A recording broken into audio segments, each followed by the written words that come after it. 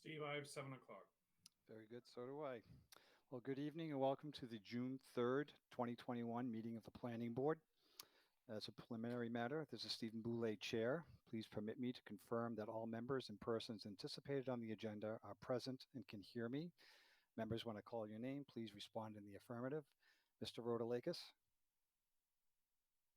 I didn't see him sign on yet, so Mr. Jerry? Present. Mr. Thomas? Present. Mr. Rao? Present. Staff, when I call your name, please respond in the affirmative. Mr. Cahill? Present. And Mr. Truman? I'm not sure if Andy was planning on attending this. He is not, but Emily Larson is here today. Okay, very good. And Emily, are you present? Present. Thank you. So good evening. This open meeting of the Planning Board is being conducted remotely, consistent with Governor Baker's executive order of March 12, 2020, due to the current state of emergency in the Commonwealth due to the outbreak of the COVID-19 virus. The order allows public bodies to meet entirely remotely so long as reasonable public access is afforded so that the public can follow along with the deliberations of the meeting. For this meeting, the Planning Board is convening by Google Meet as posted on the town's website, identifying how the public may join. Please be sure to press *6 to mute your device. The meeting will feature public comment. Please wait until I open the item for public comment. Press *6 to unmute your device. And then finally, each vote in this meeting will be conducted by roll call. With that, we'll move on to the first order of business is to review and approve minutes. We have minutes from April 1st, 2021. Does anyone on the board have questions or comments relative to the minutes? Mr. Thomas. I have no questions, sir. Mr. Rao. No questions, Mr. Chair. Mr. Jerry. No questions. Mr. Rotalakis, has Steve turned on yet? Bernie, have you seen? I don't see Mr. Rotalakis yet. Okay, very good. Well, I'll entertain a motion. I move that we approve the minutes from April 1st, 2021. Do I have a second? Second. All in favor. Mr. Thomas. In favor. Mr. Rao. In favor. Mr. Jerry. In favor. Mr. Rotalakis. Saw a number come up. I thought it might have been him. Never mind. Mr. Boulay is in favor as well. Move along to review and assign bills. We have no bills that I have found. So our next item of business is board member comments. I'll start with Mr. Jerry. I have no comments this month. Mr. Rao. I have no comments either, Chair. Mr. Thomas. I also have no comments this month, Mr. Chairman. And I'll ask again to see if Steve's online. Is Mr. Rotalakis? Any questions or comments? Not hearing any. I do have a couple of comments I would like to announce.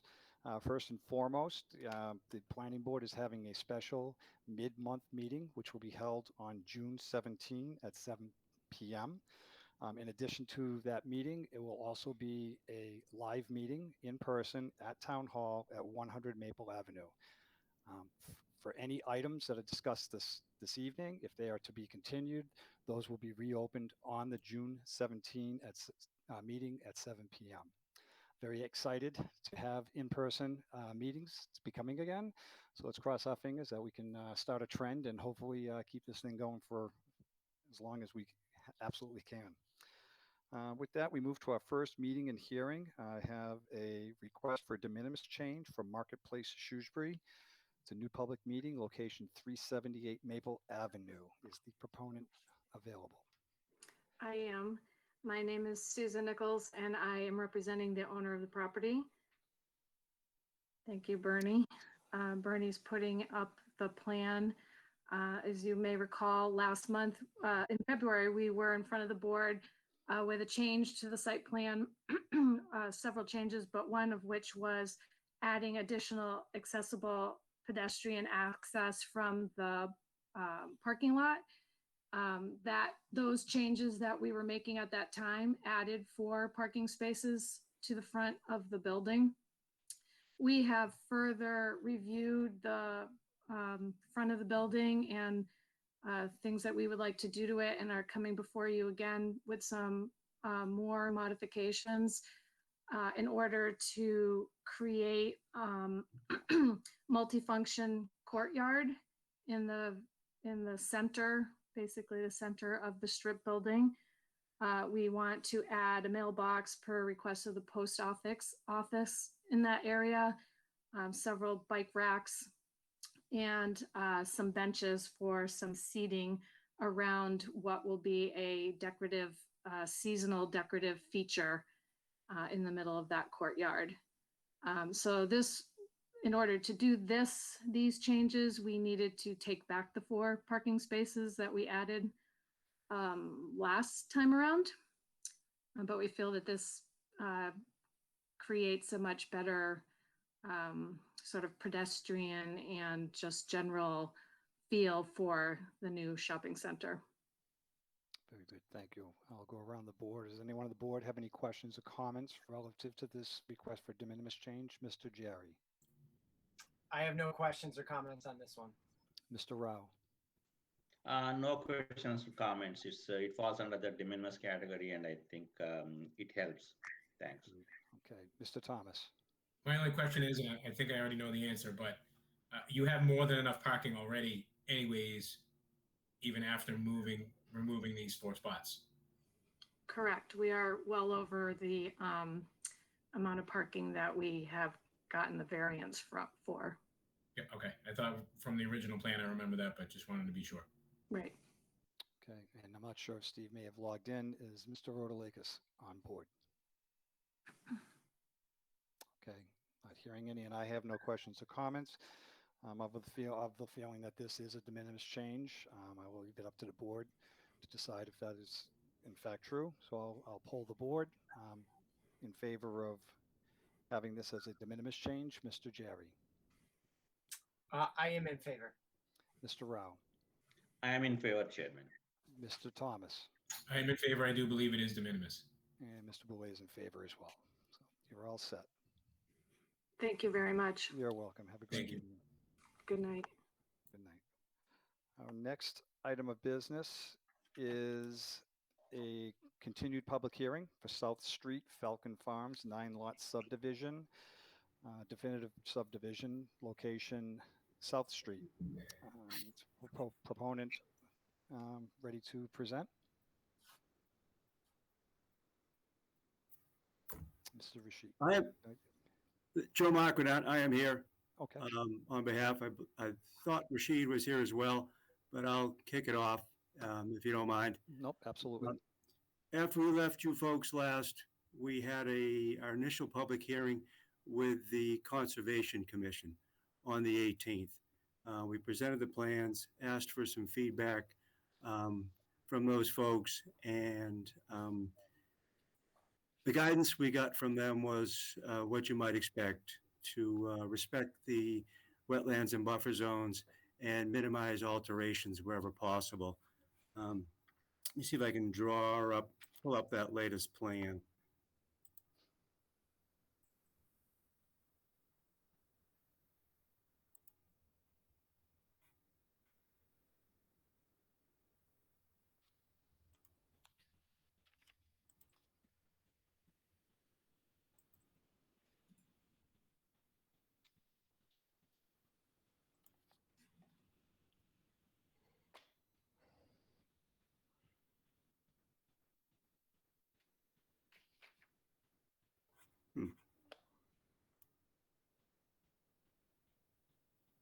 Yeah, Joe, we can see it.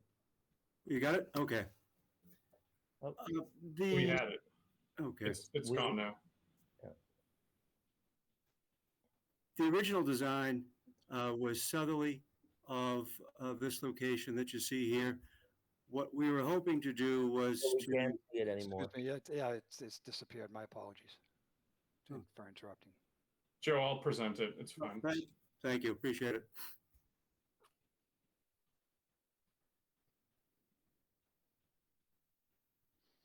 Yeah, could I ask a favor? You scroll down a couple of sheets, Bernie? Oop, yep, This is the one. there we go. So the roadway was more southerly of the location shown here. In discussing it with the Conservation Commission, we were strongly encouraged to minimize our disturbance. There is a permitted crossing at the location of the segmented block wall. And the most efficient way to get our project in line with the concerns of the commission was to utilize that location. We have shifted our road northerly from the original location. We are a little straighter, a less curvilinear. We took out some of the sweeping curves in order to center our roadway between the two segmented block walls. We have looked into expanding those block walls, taking them further east-west and also higher to match the grades from our proposed design. Rashid is he feels he has a structural engineer that can work with that block wall and develop a design for the future to take it from the 3 or 4 feet tall to the 10 or 12 feet tall that we need. This proposal goes hand in hand with some of the discussions we had the initial hearing where we debated whether we can move away from the traditional cross-section, the 2 sidewalks, the grass strips, to something that may be more appropriate for the short cul-de-sac here. I think that's chiefly the reason for discussing this issue tonight, is to get some input from the board, if you wouldn't mind, regarding our concept with the sidewalks. We've asked for a waiver down to a single sidewalk on the left-hand side as you're leaving South Street, looking at the project. On the left-hand side, the 5-foot walk behind the grass strip. But when we get to the area of the crossing, in order to further those goals of the commission, we have altered the typical cross-section further and have eliminated that sidewalk for a short stretch so that we can pull our walls in, disturb less area. It's both buffer zone and wetlands areas, so that we can minimize our footprint through that sensitive area associated with the wetlands. And that's what I'd quite frankly like to get some input from the board as to whether they think that idea has merit, reducing ourselves to 1 sidewalk and then reducing that footprint even further in order to reduce our alteration. Okay. Is that pretty much all you're going to ask? And now you're just looking for input from the board at this time, or do you have more to present? That was generally the topic I wanted to cover. I'm not sure, Rashid, if you have other issues you'd like to check with the board on. Yeah, Mr. Chair, may I? Sure, absolutely. Rashid Sheikh. I just wanted to kind of, Joe, thank you for giving a pretty high-level summary. Just for the benefit of the board, I just wanted to kind of talk a little bit about, where we were and where we are and where we're going from here. So as, I had discussion with Bernie and Andy and even Jeff Holland today. I mean, it seems like a pretty straightforward subdivision, except the crossing. And then we went to the Conservation Commission last time. We realized that we have, this was about 100-year-old crossing. This crossing has been there for over 100 years.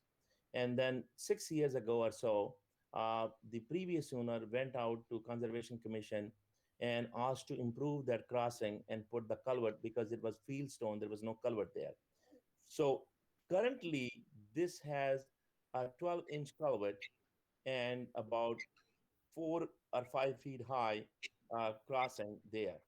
So what we are trying to do is, first of all, instead of presenting our own crossing, we are actually using the current crossing. So this crossing is already an approved crossing and is already, most of it is built by the design, which was approved about 5-6 years ago and was recorded.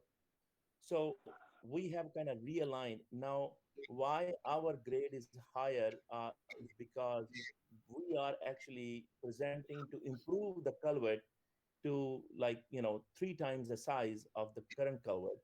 And regardless of whether that's going to be 2 lots or 5 lots at the cul-de-sac, the current culvert, in our opinion, and in our conservation specialist opinion, is not appropriate.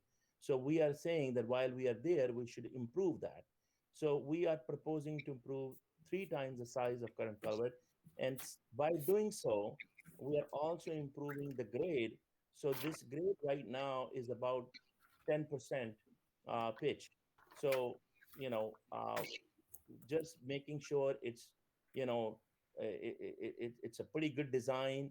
And so we are trying to improve the grade to almost half of the pitch what was proposed in previous design, which is approved design, and as well as the culvert size. So these are the 2 things making us really,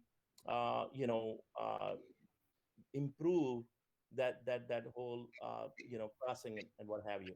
So what we are trying to look for today is that if we could really since we are minimizing the impact and we're using the current crossing, and while we are tremendously improving the current crossing, we are hoping to get your feedback or get an understanding on those waivers, so when we go back to the conservation, we can articulate and finalize our wall design. We have presented a preliminary wall design to the engineering team. They gave us the feedback, and now we have a marching order, and we are going to present the final design. But I think it's important for us to really get some lineup here on the waivers we have requested. Secondly, it's pretty safe area. There's not a whole lot of traffic, and it's pretty small, a subdivision. So we find this would be pretty attractive neighborhood over there. Lastly, Bernie and I have been talking about the inclusionary. Since we don't have the inclusionary application there, I think we are mentally there, but we need to submit the application. So we are hoping to submit that application and talk to you in the next meeting. I think that would be more appropriate, unless Bernie tells me otherwise. And then, since we know that you want to get totally, button up with conservation before you approve it, even though we're using the currently approved crossing, but if you would, you would want to wait till we go back again, that's fine, as long as we can get some clarity on the waivers which we have requested, and we humbly request to get some approval either verbally or officially on those waivers, and then we can continue making progress. Bernie, do you think that would make sense? That's not really for me to decide. That's for the board to decide their comfort level of explaining their positions on the waivers. Certainly, I wouldn't recommend having a vote on the waivers at this time without closing the meeting first. Did you want to go through the waivers again that you're requesting to the board so that they can hear? Well, I know the sidewalk one, right, was one of them. Yeah. Were there other waivers besides that one? I don't Joe, recall. Joe, could you please go ahead with the waiver? Yeah, we made a request for this alteration of the typical cross-section to what's contained on the project plans. And then our position regarding the inclusionary housing obviously is evolving. Right. So there was never, right. So the waiver for the inclusionary housing, I did look up the past subdivision of this land from 6 years ago and determined based on the new carve-outs of the proposed plan that it would trigger the inclusionary zoning bylaw.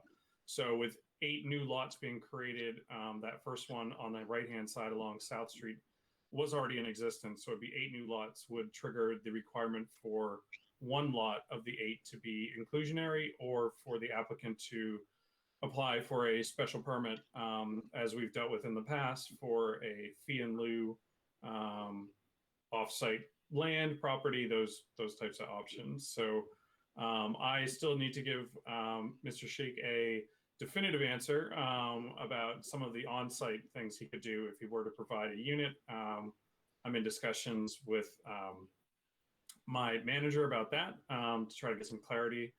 And so hopefully by next time, we can have that discussion. As for the cross-section, I am deferring right now to town engineering on that.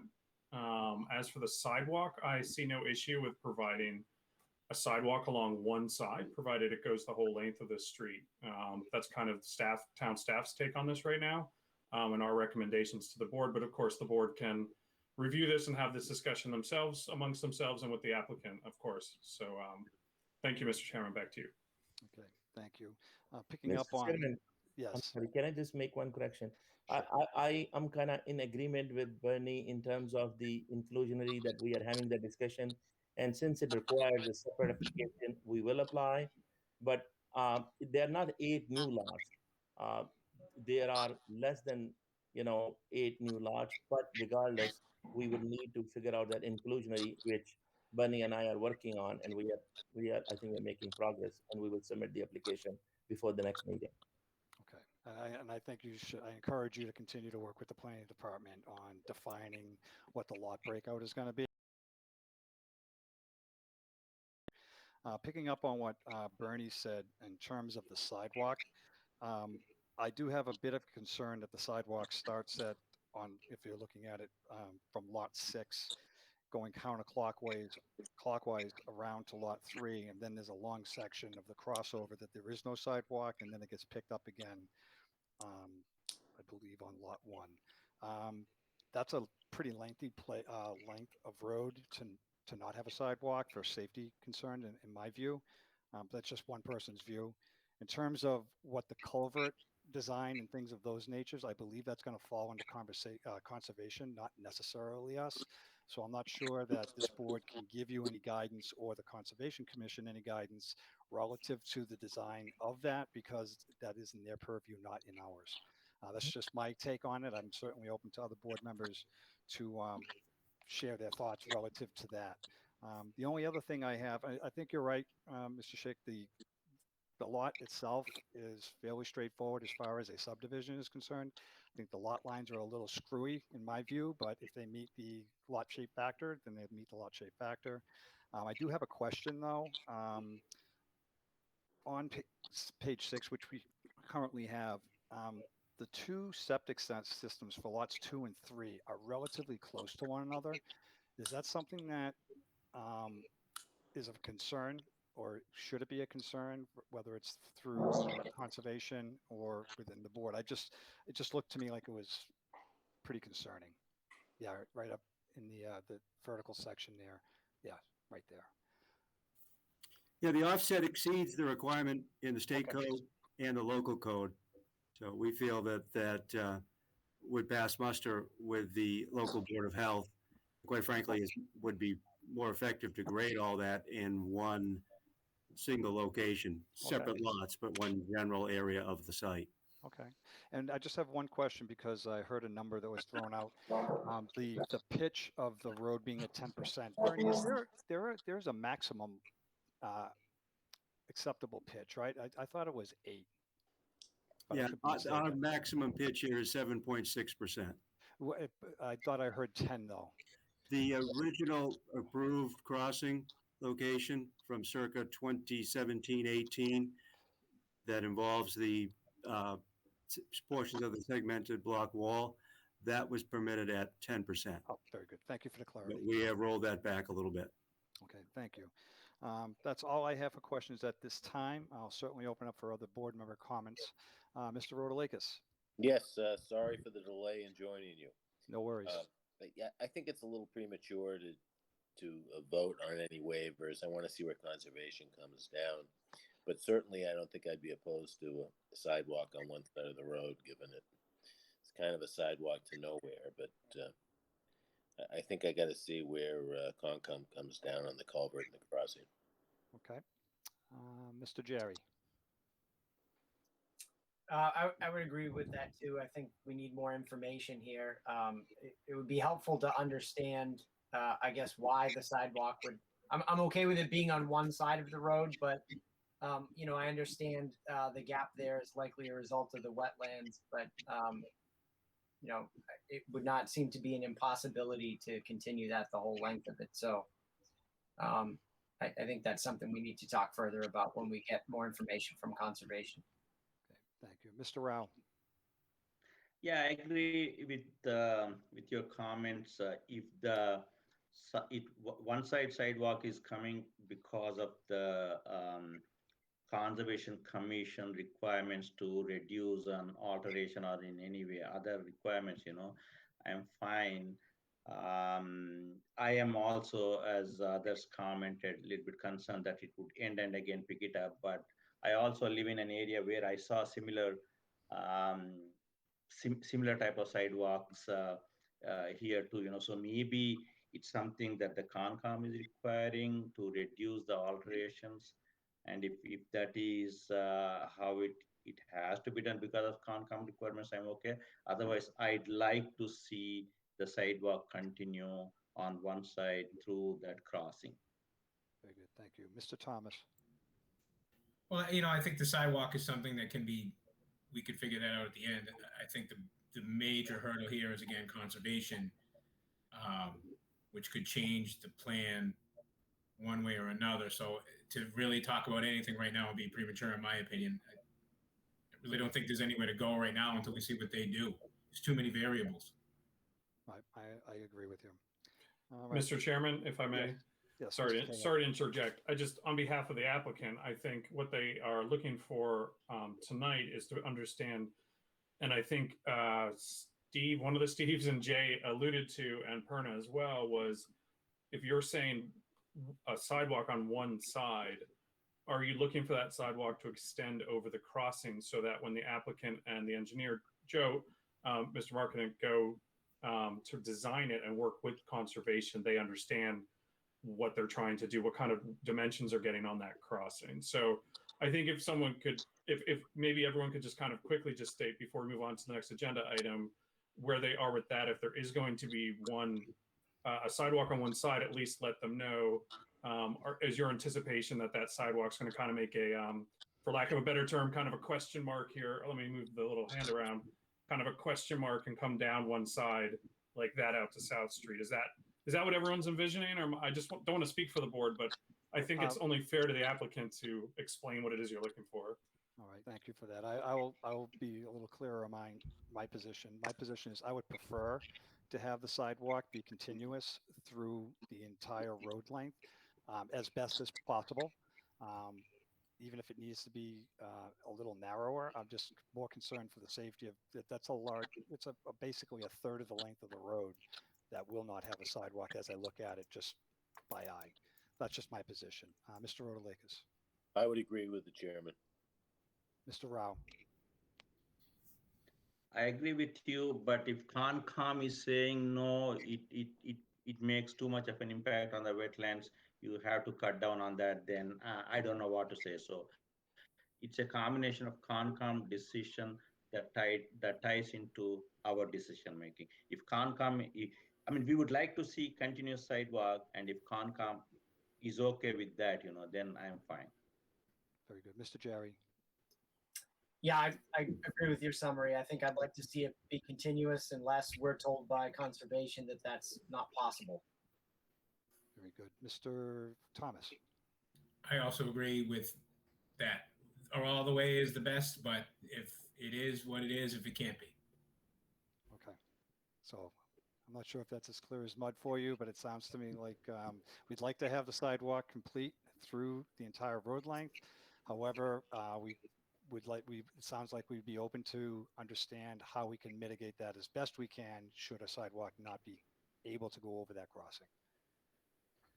Mr. Chair, may I just make one comment? Yes, Mr. Sheikh.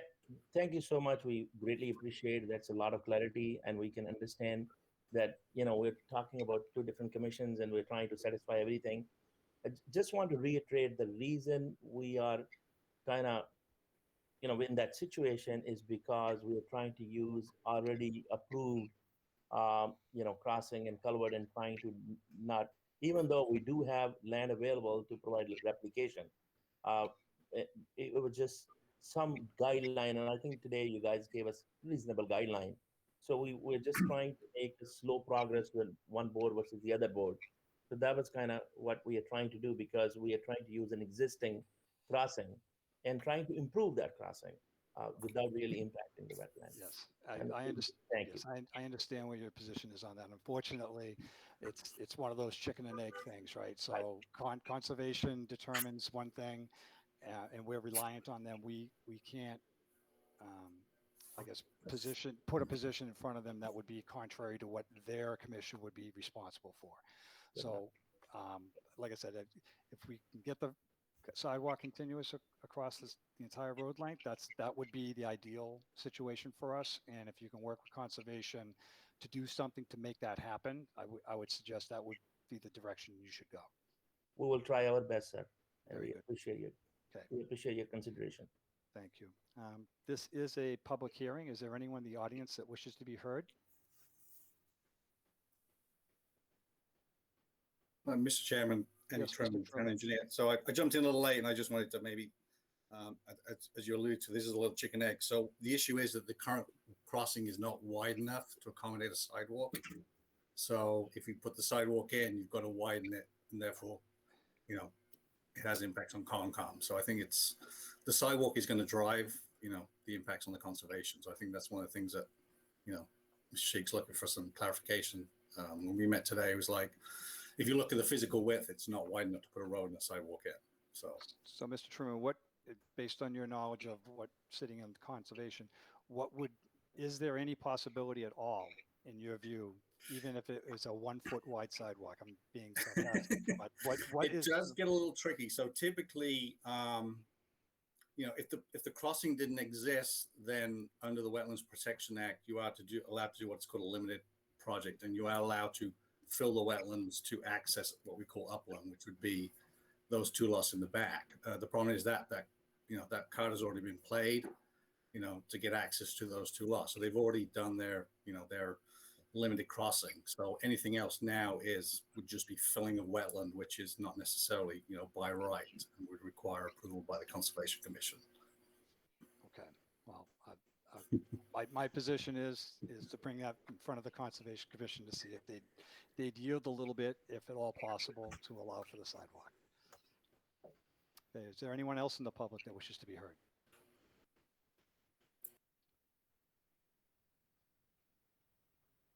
It's going to be so much easier next meeting. Not hearing anything, we'll entertain a motion to continue this hearing to June 17.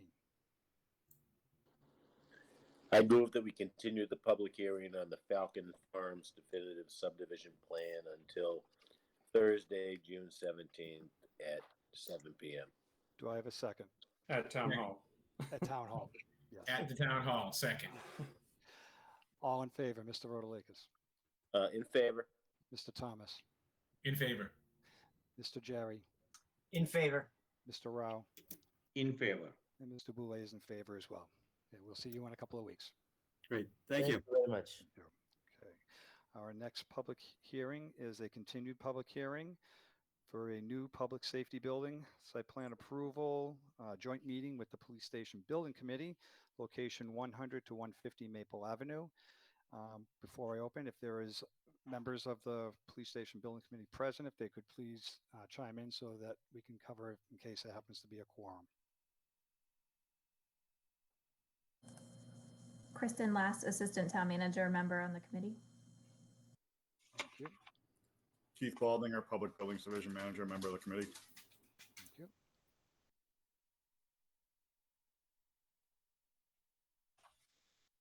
Okay, that looks like about it. So if the proponent would like to come forward and update us to where we are. Sure. Good evening. This is Dan Delaney with Fuston O'Neill. I do have a few slides. I was just going to do kind of a quick update, just sort of bring you to what's happened in the last month since we were before you folks, and just bring you up to speed with what's changed. And it shouldn't take too long.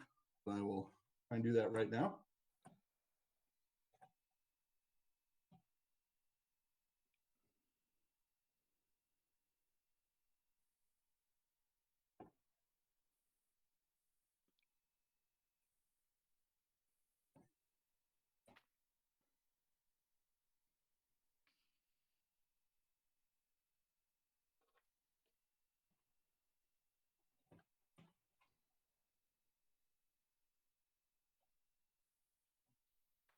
All right.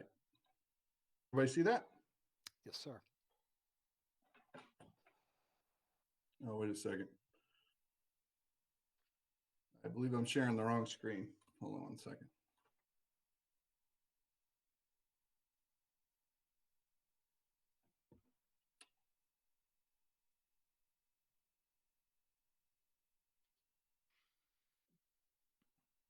Try this one more time.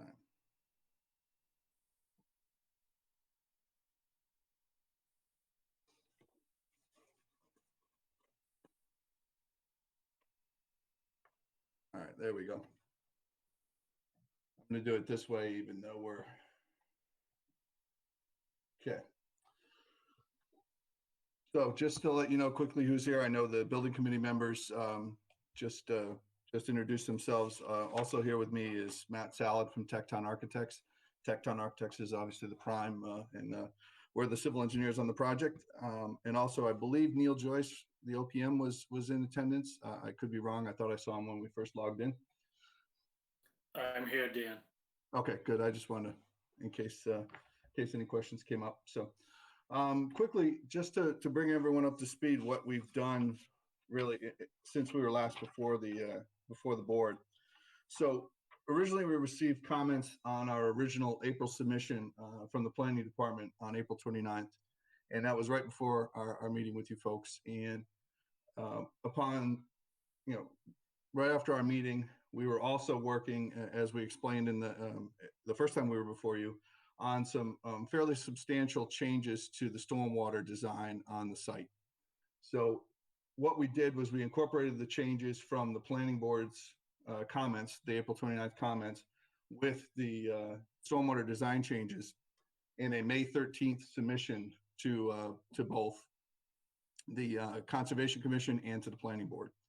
So those plans were submitted, as I said, on May 13th. There was a response to comments letter that was supposed to have gone with it that was submitted actually on May 27th. I know, Bernie, I believe that was emailed to you last week, summarizing the comments, but the changes were incorporated into that May 13th submission. On May 18th, we had what I would consider a really good meeting with the Conservation Commission. We went over, again, with the Concom, the changes in the stormwater infrastructure, which I believe we ended up in a good place with the stormwater infrastructure and the overall stormwater design. That hearing was continued to due to the fact that we did not have, or we had just gotten a DEP file number literally about an hour before the meeting. So that meeting was continued till I believe June 15th. We received comments from Andy Truman, who I know Andy's on the line here. So we received comments from him, from Andy on May 26th, mostly regarding utilities and stormwater. And we also received peer review comments from Graves Engineering on May 28th, so last Friday. So we immediately started responding to those comments on Monday. Unfortunately, I couldn't get my team to work on Memorial Day weekend, but we hit it pretty hard this week, and we are actively working on those. And our plan, as you'll see later, is to submit revised documents to both conservation and to the planning board for review tomorrow at the end of the day. So quickly, this is the current site plan. From a site perspective, just looking at the site plan, between what was submitted originally in April and the May 13th submission and our final submission, the footprint of the roadways and the parking areas has really not changed much at all. What has changed since you last saw this is some of the sidewalks and this area here.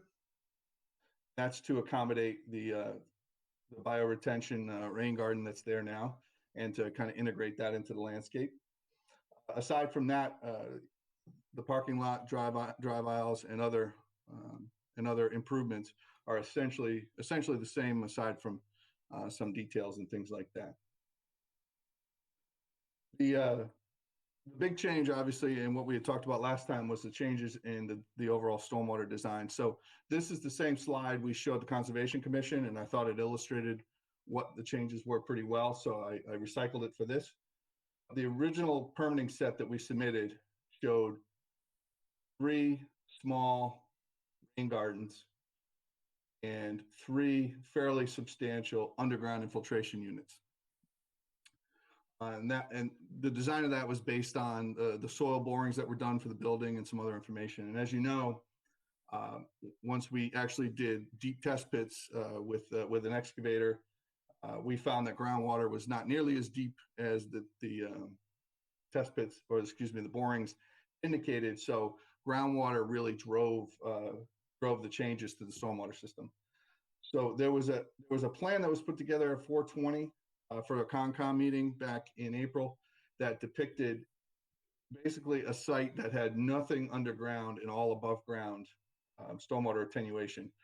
Obviously, the big issue with that is that it was a substantial change to the feeling of the site, to the presentation of the site on Maple Street, and although from a stormwater standpoint it would have worked, it was really an unacceptable solution to the aesthetics and everything else in terms of the development of this whole corridor. So what we did from there is what brought us to our present design. So what we did was basically do a hybrid of the two. So we increased the size and the scope of the rain gardens slightly so that we're able to utilize them to meet the town and the DEP stormwater requirements for stormwater quality and stormwater treatment. And then what we did was we incorporated underground detention in these 3 areas. So that is in the main difference is those are closed pipe systems and they're used strictly for detention of stormwater and not infiltration. And those can be placed in closer proximity to groundwater than an infiltration system, which per DEP regulations needs to have a much larger separation to groundwater. So between those two design elements, we were able to maintain both our peak flows and do all our stormwater treatment. And specifically, and I'll show on the next slide, 2 rain gardens that are in close proximity to the parking area. This one here, which is just north of the proposed public safety building, and then this area here, which is just south of the drive aisle within the wooded area between Town Hall and the proposed public safety building. Those 2 areas are designed to be very aesthetic rain gardens, and we proposed both educational signage and very robust planting plans for each of those areas to really turn them into something that is both aesthetically pleasing but serves a very important function, and then also has the educational component with rain garden signage and and something that really shows to the public or anybody who happens to be there that this is a working landscape. So that's something that is incorporated into this latest plan set. This is the overall site plan here as it sits now. If there's any questions, I'm happy to go back to it. It basically shows what was on the previous design. With the exception, this is the plan as it sits today and does incorporate a number of the comments from Mr. Truman and from Graves Engineering that I said we're actively working on. So there's a few minor tweaks to this to address those comments. Nothing that you would see really at this level, but we've made a majority of those comments as of today's meeting. And then there were a couple of utility changes driven both by comments from Mr. Truman and Graves Engineering, and then a couple of changes due to coordination with the MEP folks just on our elevations for the rainwater system coming out of the building and the water feeds in. One of the comments was to separate and run separate domestic and fire services all the way to the street. So that's illustrated running up through here as 2 separate services around to the back of the mech room. So from a utility standpoint, that was the major change. For the most part, all the other utility changes were really just coordination based. So in terms of next steps, as I mentioned, the plan is to submit revised plans, stormwater calculations, and written response to comments letters by the close of business tomorrow. And that will hopefully give plenty of time for Mr. Truman and Graves Engineering to review what we've submitted and if there's anything that was missed, then we would then have time to address that prior to the next meeting. Obviously, next week, we will be very proactive in coordinating with town staff and Graves to make sure that all these items are addressed. And then the plan and our goal is to resolve all the comments prior to the June 15th Conservation Commission so that they can act on the order of conditions. And then that would allow this board to act at the June 17th meeting, which is in person, and I will be there. So. Which is in person, in town hall. In town hall. So I wanted to go fairly quickly through that because I know you've seen the plans before, but I'm happy to answer questions if there are any. And I thank you for the update as to where you are status-wise in terms of going through the program, the process. Again, because we don't have the plans in front of us, it's really not a lot that we can offer at this time, at least in my view. I don't think there's any substantive change relative to the site as far as traffic flow and things of that nature that would stand out to us. So, we look forward, obviously, or certainly I look forward to seeing the updated plans for our next meeting. With that, I'll go around the board. Mr. Rotalakis? No, I agree with the chairman about the upcoming meeting on Thursday, June 17th, and looking at the new plans. So, thank you. Right, I think I'm all set. So, thank you, Mr. Rao. No comments. I agree with both of your comments. Looking forward to seeing more info the next meeting. Thank you. Thank you, Mr. Jerry. I have no comments or questions at this point beyond what's already been said. Thank you. Mr. Thomas? I am in the same thought as everyone else. Thank you. This is a public hearing. Is there anyone in the public that wishes to be heard?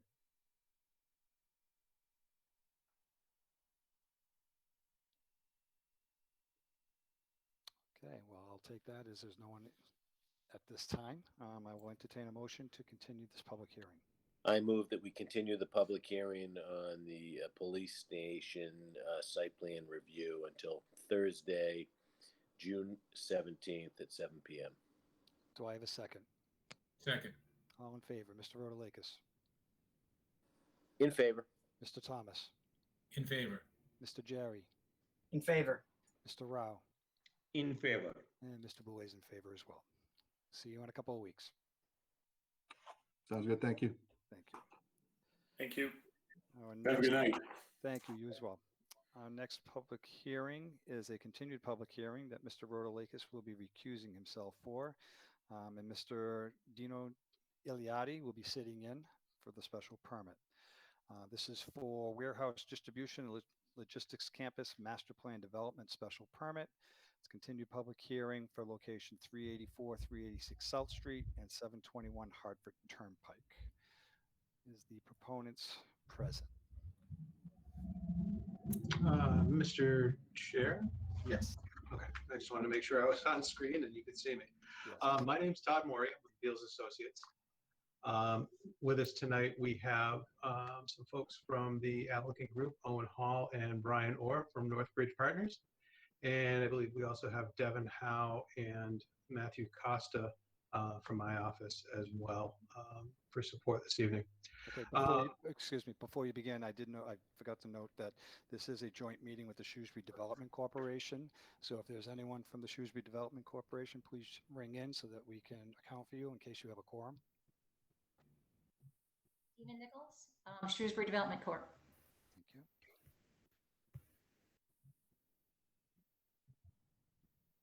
You're all by yourself, Dina. Very good. Mr. Maury, please continue. Sure. And I also noticed the next item on your agenda also has to do with this project that segues into site plan review for the various components. So not knowing if you want to, I don't know if you want to open both of those up or. Oh, unfortunately, I can't because the second one is a new public hearing. So, this is the most interesting one where we generally have these special permits in the same hearings. So, if there's nothing new for the special permit that you would like to bring up, we can actually, Mr. Chair, sorry to interrupt. We can actually open these concurrently, so we can have both of them open at the same time. I just figured it was a new public hearing, so We do need to have the clerk read the legal notice, Perfect. but if you are calling the first one to order the special permit, then we can move on to calling the second one and hold them jointly. It just means when we continue today, just make sure whoever does the motion to continue makes a motion to continue both of them to the next one. And then when we close at the end, same thing each time. It'll be easier in person to explain. Yes, I got it. Thank you. Mr. Thomas, could you please read the public notice? The Shrewsbury Planning Board will hold a public hearing on Thursday evening, June 3rd, 2021 at 7 p.m. to hear the application of Northbridge Partners, LLC, 401 Edgewater Place, Suite 265, Wakefield, Mass. 01880, as required by the Town of Shrewsbury zoning bylaw, section 7F3, for site plan approval by the planning board to allow for a campus master plan development that includes the construction of 292,300 square feet of warehousing and 22,900 square feet of office space in 3 separate buildings, parking, drainage, and associated infrastructure improvements. Proposed development is shown on plans entitled Plans to Accompany Permit Documents for Centec Park Campus Master Plan in 62 sheets dated April 20, 2021, prepared by Beals Associates Incorporated, 2 Park Plaza, Suite 200, Boston, Mass. 02116, sent by Todd P. Morey, P.E. The subject project is located on 384 to 386 South Street and 721 Hartford Turnpike, northerly of Hartford Turnpike and westerly of South Street, and consists in whole or in part of Shrewsbury Assessors Tax Plate 42, Plot 011000, and Tax Plate 42, Plot 011001.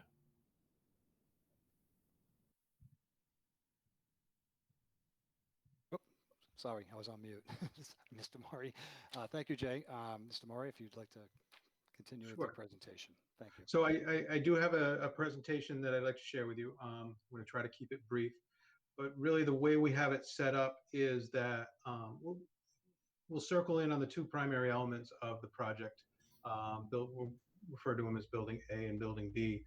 Give you a little bit more detail on the site orientations for each of those structures, as well as the circulation for vehicles, pedestrians, and such. Talk about the stormwater for each of those, as well as the utility connections. Then as I proceed through, we've got a couple of things that we want to share with you. It's really been a result of listening to comments that we received during the master plan meeting last time with you folks. Some initial comments that we've gotten from Conservation Commission, although that was a fairly brief meeting that was continued, as well as quite a bit of feedback from the folks who are doing the marketing and the brokerage for these buildings on how to make them a little bit better, a little bit more user-friendly. And I think they all incorporate into some pretty interesting changes. So we're going to have that towards the end of my presentation, and I'm going to kind of throw those out there really to just elicit some feedback from the board members and members of the public too, I guess, if they want to chime in on it. So I'd be interested to hear your thoughts when we get to that point. And then we'll wrap it up, our presentation up, with a very interesting thing that we learned in the last 2 days about the history of this site, and some things that we may be able to incorporate with some help from various community members. So I think that's going to be very, very interesting as well. So with your permission, I will now share this presentation. Hopefully I can get this going. I guess I want to.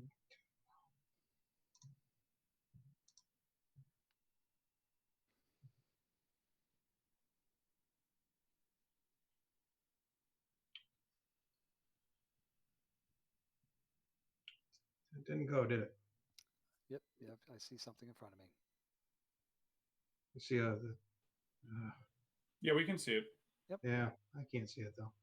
It's you can use your imagination, and I'll try to present that. Let me try this one last time, and then we'll this one should work.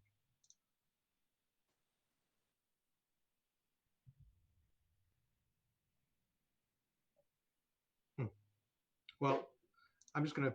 You can see it. Yes, sir. All right, we'll just go from there. As you mentioned, this is located in South Street and the Hartford Turnpike. In this screen that you're seeing here, South Street is along this area along the top. Hartford Turnpike runs generally north-south across your screen here. To bring it in a little bit more, we have this slide right here during our presentation with the campus master plan portion of this. Really, just to go around the site, we have single family residential located generally to the west, Charles River Labs located kind of to the north and northwest of the site. Across South Street, we have the UMass Medical School campus and office buildings to the north and northeast. Coming down towards the intersection, we go through a small section of additional single family residential. We get right to the intersection, and we see along the Hartford Turnpike a series of commercial and industrial buildings, namely Shrewsbury Lumber, some contractors' yards, and similar type uses. And then you can see the solar facilities here to the southeast and the southwest of the site. As I said, to get right into it, and also just to bring you up to speed and give you a reminder, there are some extensive wetlands throughout the site. You can see in the blue shade here on the screen, we propose really two main entrances. This one off of South Street is more for, and only for, I should say, passenger vehicles. We won't allow any trucks or deliveries to be coming in off of this street. And then we have a second entrance off of Hartford Turnpike, Route 20. This could be used by trucks, cars, whoever needs to access this, so we wouldn't limit it. So we would only limit this entrance over here at South Street. Two main buildings are featured. This building A, we'll call it, is about 190,000 square feet, and with the attendant parking located to the east of it, and the loading facilities located to the south. Building B, right around 102,000 square feet. And again, we have loading facilities located to the west, I'm sorry, to the east of this building, and parking to the west. And then we have this area up here that right now we're showing it as additional trailer parking. The reality could be if that's, depending on the tenant in here, if they need that for additional vehicle parking, we could convert it to that based on the dimensions of it. If they don't need the parking at all, then we don't build it. And it just stays in its natural state. So that's really, it's a flexible area, but we wanted to show the worst case scenario in case that tenant requires that. So we just want to introduce that area. Focusing in a little bit more on building A, what we're proposing in the original plan set that we sent to you is the building is generally configured like this. It runs about east-west across the site. To the east, as I mentioned, there's about 146 parking spaces. Southerly of the site, we have, I believe there's about 35 to 38 loading bays down through here. Passenger vehicles will come in off of South Street, circulate through the parking lot, find their parking space, and proceed right into the building. We do have some pedestrian sidewalk access that comes right off of South Street and connects to the sidewalk out there, and then runs along the edge of the building.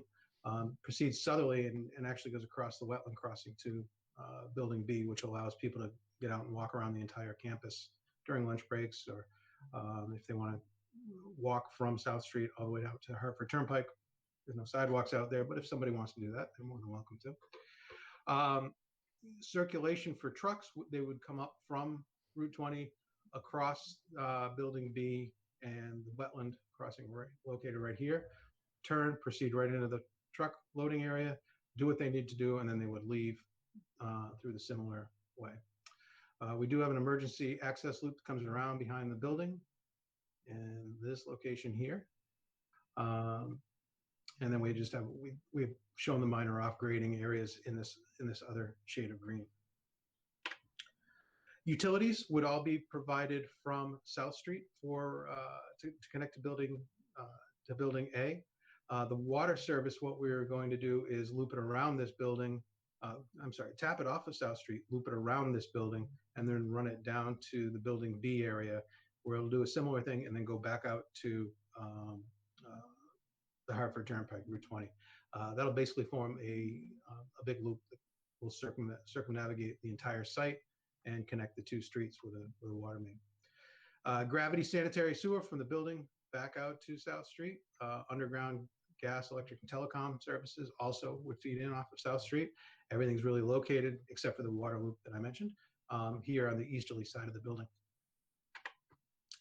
Stormwater management, we used a variety of different types of systems for this project.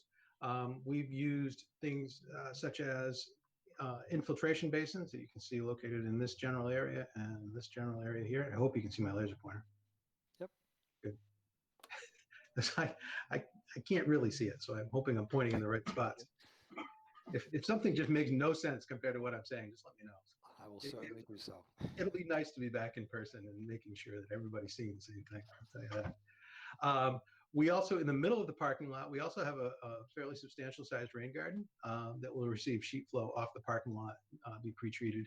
And then underneath that rain garden are other infiltrators. So we're really combining two different types of system to get not only water quality, but stormwater management techniques as well. So runoff would be treated through the rain garden, flow down into the infiltration systems, and then recharge the groundwater. And then what we also have in areas that are not necessarily suitable for infiltration, we have underground detention systems that have a solid bottom. They don't allow the runoff to percolate into the ground, mostly because in those areas, some of our over 40 test pits that we've done have shown us that the soil just isn't suitable, or we're pretty close to bedrock, and we just won't get the infiltration rates that we need. Those systems do overflow into alternate infiltration systems. So for example, here southerly, in the southerly section where the loading dock is, this bigger blue box that you can see is an underground detention system. It overflows into this area here, which is infiltration, as well as this area here, which is infiltration. So again, we're combining a lot of these systems to have multiple functions and to spread out the recharge as much as we can. The other key feature of these stormwater systems is that rather than take the overall stormwater into one centralized, very large pond or very large underground system and have really one point of discharge back to the resource areas, we've spread it out. So what we're trying to do by doing that is mimic the natural functions. So before anything's built, when the rain falls, it hits all over the entire site. The entire site gets recharge value, it gets runoff value. We're trying to replicate that instead of taking the water away from one side, putting it all over to the other. For sustainability and for natural resource reasons, that just doesn't work too well. So we're trying to avoid that, and that's really the purpose of our multiple discharge points. Going to building B, and I guess building C is down in here as well. Building B is about 102,000 square feet. We're on the plans that you have, we have roughly, I think, 78 or 80 parking spaces, vehicle parking spaces, about 32 to 35 loading docks over here on the east side. And then we're showing 52 trailer spaces that actually could be up to about 150 or so vehicle parking spaces. The math works out real nice on the size of those things, so we can just convert it to parking, and the dimensions all work out. We don't have to expand pavement, things like that. So that could be an extra 150 vehicle parking spaces, as I noted. And then down here we have building C, which really is not programmed yet. We believe it would be mostly an office type building. Probably two floors is what we've included the square footage for, and then we've included only automobile parking for this. There is no, we don't have any truck loading or anything like that. Just anticipating that it wouldn't need that. Again, for pedestrian access, we can either come down from the building A area. That sidewalk proceeds along this edge, around the back side of the building, and into here. So if this does end up being a single tenant in both buildings, it could really be used as a campus. Very easy pedestrian access between the buildings. And then the sidewalk also continues down through this way, around, comes to building C, and then normally we'd bring it all the way out to the road here, but there's no sidewalk out there just yet. So we don't always like building sidewalks to nowhere, especially when it ends up on a state highway. We try to avoid that. So when we get further down the road and we understand a little bit more what DOT is going to be doing out there, if they are going to be including sidewalks, we're more than happy to extend our sidewalk out there to match up to those. Vehicles accessing the site, as I said, they could either come down from building A. We are not going to restrict that. We'd allow them to do that. Or cars and trucks could utilize this access in off Hartford Turnpike, proceed into the site, access the truck loading areas here, and then come back out. Or in the event that it's a trailer storage maneuver, they pull into the back here. Very much like building A, all the utilities for this site that would support this piece would come off the street that it fronts on. So everything is coming off of Route 20. And here you can see this water loop that I talked about before come down through and connect out to Route 20 here. Again, gravity sewer flows out to Route 20. Underground electric, telecom, and gas, of course, come from these same areas. Stormwater management, again, we've tried to diversify as much as possible. What we don't have in this on this location that we do have on the other one is we don't have any surface infiltration basins. So everything really on this side is located underground, and it's a combination of detention as well as infiltration. Set up in a very similar manner, where we don't have soils that are suitable for infiltration. We have the detention systems here that flow into the infiltration systems where we do have the better test pits. And again, multiple stormwater discharge points to try to take care of the natural resources. The net result of the stormwater management systems that we've designed is we've reduced peak flows very, very slightly. We made a conscientious effort to not dramatically reduce them. It's a functioning wetland system now. The thought process behind that is if you reduce your flow rates and volumes too much, you effectively take away a lot of the water that the natural resource needs to survive. So we want to really replicate what's happening with nature now to the extent we can. So I hinted at some changes that have come about through conversations with through the town process so far, as well as with the folks that are marketing and the brokers, and just some general thinking. And these have really happened over the last 2 to 3 days. We've been going back and forth. We've had some terrific conversations with the folks at Northbridge, as well as our internal design team kind of scheming up some options. They're not significant. We're not turning buildings around. We're not going 500,000 square feet on anything. And I've set these up. So these are basically slides that you've seen with the changes. So I can toggle back and forth between them. I think, Devin was kind enough to georeference these for me. So you can toggle them and you can actually see the impact. So for example, this is the overall plan. I can just do this and you can actually see what the change is there. It's not very, very much. But what I'll do is I'll go down to each individual one. So for building A, this is what I just discussed. This is the layout I had just discussed, the building I had just discussed. Some of the things that we've looked at, that would be the new building A. So what is the new building A? The new building A shifts about 25 to 30 feet to the east, closer to South Street. We expanded the parking a little bit in this area. We actually added some parking over here because the feedback that we were getting from the people who are out there trying to find tenants is that this may very well be a multi-tenant building. It may be split down the middle and there will actually be 2 different users in there. If that's the case, whoever ended up on this far westerly side would end up parking here and either have to walk through the truck court to get to their main entrance or walk along the backside to get to their main. Either way, it's a very long walk from that parking lot. So what we want to do is just add a little bit of parking there. I believe there's 28 spaces. Devin, you can nod if I'm correct. There we go. It's 28 spaces on this west side that just is fed by this loop road here. Circulation remains the same though. We still have the same entrance and the same location out at South Street and the same restrictions. Only cars, no trucks coming in here. Trucks would come across, enter in the loading dock, do what they have to do, and then come back out. So very similar. Building size does go up to 195,000 square feet. And we got that through two very clear areas when you toggle back and forth. There's the original building again. There's the new building. So you can see we infilled this up in the northwest corner. And then we added this bump out down here. And I've heard real estate brokers recently call those California bumps. I'm not sure why. I do know a lot of the logistics buildings in California do have them, but actually quite a few of them around here are starting to come up with them too. And the purpose for having those, it really serves a couple of different purposes for these buildings. It provides a little bit of extra office space, in this case about 5,000 square feet of office space, extra office space in this corner.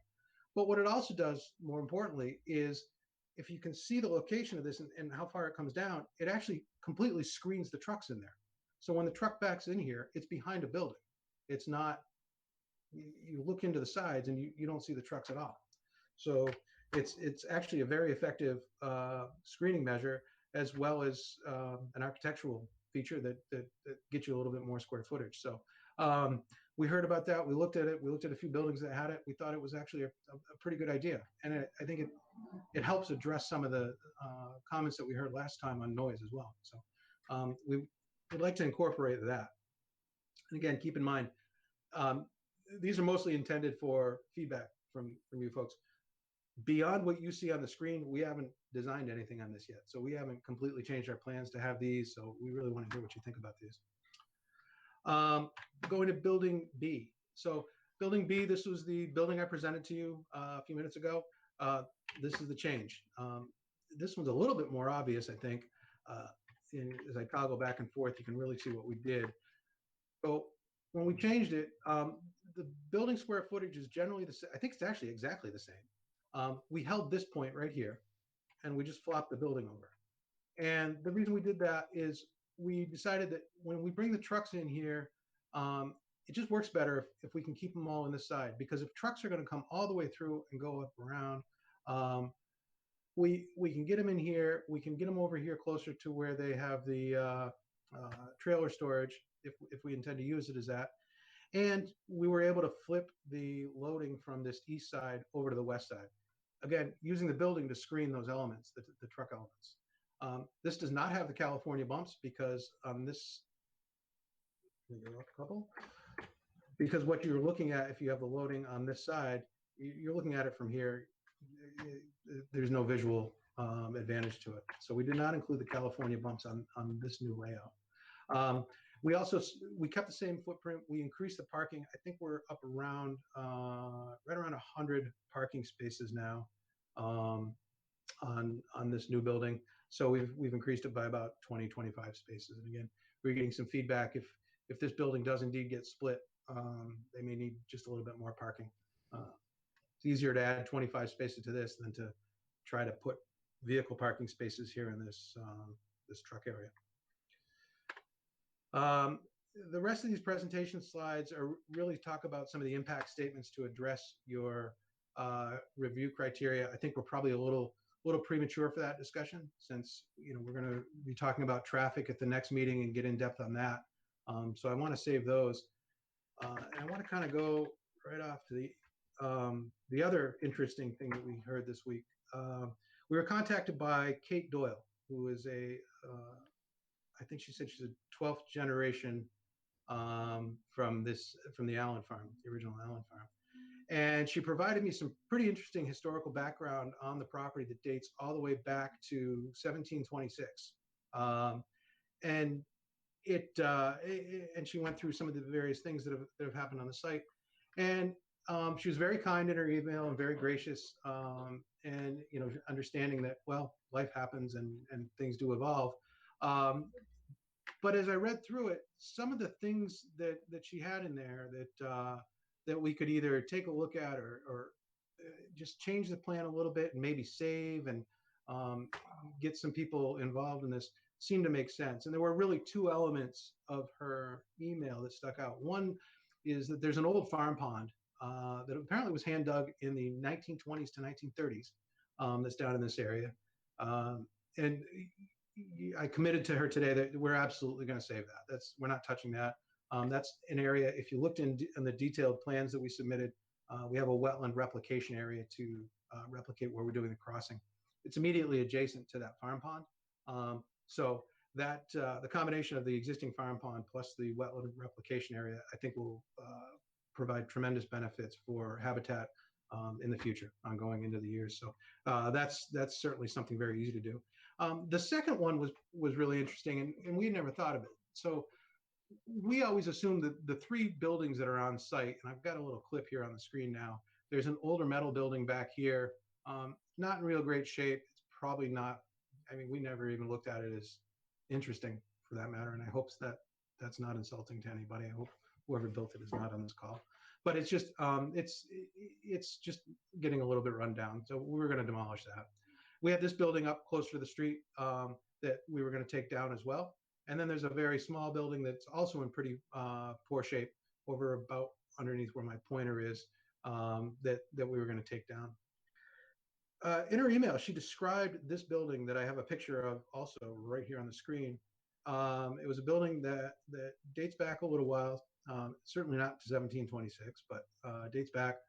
Her grandfather had restored it and repurposed it. And apparently there were, I see somebody nodding here. There used to be square dances and such held in that building, and other community events. So we took a look at where that sits on the site. And again, it's right here. There's a little bit of changes that we can make to our grading and our stormwater facilities. And I think we can actually save that building and just keep it there. And in talking with Northbridge, we've also talked about the idea to see, and again, I want feedback from the board on this before we get into the formal study to make sure we can do this. If we can actually even carve out a parcel. And then, maybe there's a group or an organization or some folks in town that want to do something with that. It's land we don't need. We've talked right from day one on this project about how there's tremendous opportunity to preserve open space and land on this site. This could be part of it. And I'm very glad that she came forward with that email, and I thought it was terrific. I understand she shared that with your town planner as well. So I think it's a good opportunity to work to do something with that building. So with that, that's my presentation. Again, just to remind you, I don't know if you were aware of this or not, we do not have any of our traffic folks with us this evening. We were told we're going to kind of punt traffic to the next meeting until after the peer reviews are in and we have some comments on that. We can have a better discussion on it. So I'm happy to answer any questions, but please try not to do the traffic related stuff because that's not my specialty. So. Very good. Understood. I will break the rule a little bit though, just to talk a little bit about traffic.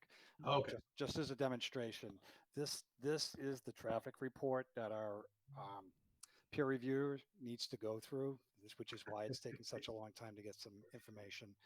However, I do have one question relative to traffic. One is, have you been meeting with Mass DOT relative to the flow of traffic that you want to have come out onto Route 20? I believe they've started to do that, yes, because, well, as you know, there's a couple of different processes that we have to go through, not only with Mass DOT, but we do also have to file the MEPA notice of project change.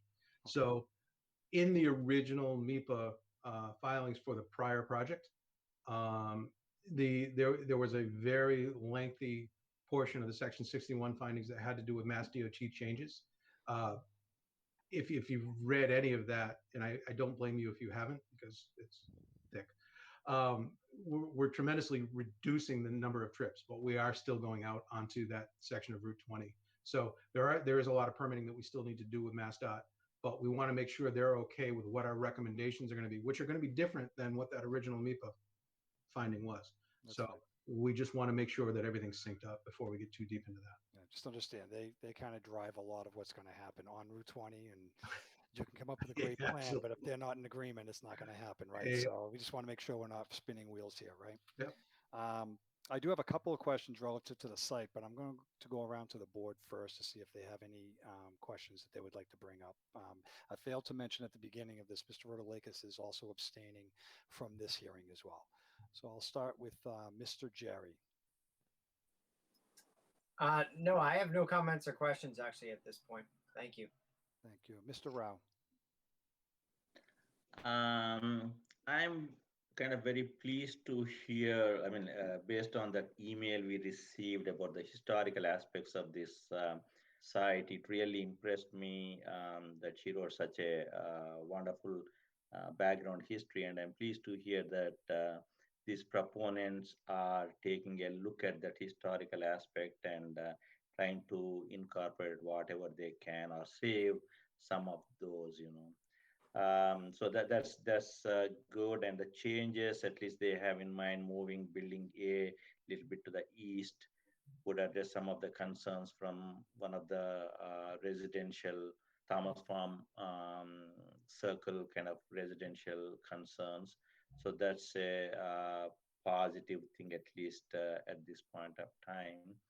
And as Chairman Boole pointed out, the route, again, the traffic onto Route 20, the turning paths, acceleration lane, those are all the things that you'll have to work with Mass DOT and figure out how that project goes forward. But so far, the changes I see, I am pretty impressed with the proponents' willingness to take into consideration the comments that some of these people made. Thank you, Chair. Thank you. Mr. Thomas. I agree with Perna. I think they're doing a good job to try to appease everybody, and I like the fact that they're going to be able to probably save that barn. It does need some work, but I think it will be nice if that can be saved. But that's all I have for now. Very good. Thank you. I will kind of pile on with the historical aspect of it. I'm certain that it falls under the master plan as far as preserving as much town history as we can. So whatever we can do to help facilitate that, especially if you're in agreement with it, to something that you want to do for your site, I'm sure we'll be able to find a path to make that happen. And I'm sure there'll be other residents in town that may have an interest in taking that up and doing something with that. In terms of on the site itself, and this may be drawing a little bit too much into the weeds, but I want to give you first feedback. You asked about those California bump outs. I'm personally in favor of that. I think it does, to your point, it does a lot of concealment relative to the trucks on a regular day, just by eye basis, but I also agree that it'll certainly help substantially with some noise reduction, as it'll be blocking that noise from heading towards the residential area. So I appreciate your work on that. The one thing I did not notice on any of the plans, and you're right, there was, what is there, 62 sheets? There's a lot of sheets to this. There's a few sheets in there. There is no dumpster locations. So my question is, are you planning on putting dumpster locations there, or are you planning on putting any trash compactors at all?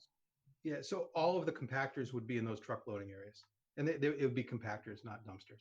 So okay, and the only thing and this may be more of a conservation thing than it is a planning thing, and only the reason why I'm bringing it up, because we had some issue that happened at a place that I work at, is we would need to know, or we would be open or requiring some level of protection for any kind of oil spills. And I know maybe the tenant may or may not be using any, whether it's chemicals or oils or things of that nature. But if it's a trash compactor, it does have hydraulic systems on them, and we actually had a hose that failed. And we got fortunate that we didn't have. It was discovered very quickly, and we didn't have any containment issues. But if you're going to be putting trash compactors out there, I wish that you just ensure or take a look at what could be required to, if you should have a hydraulic hose break, and what containment can happen, because it is so close to the wetlands area. So something to just consider.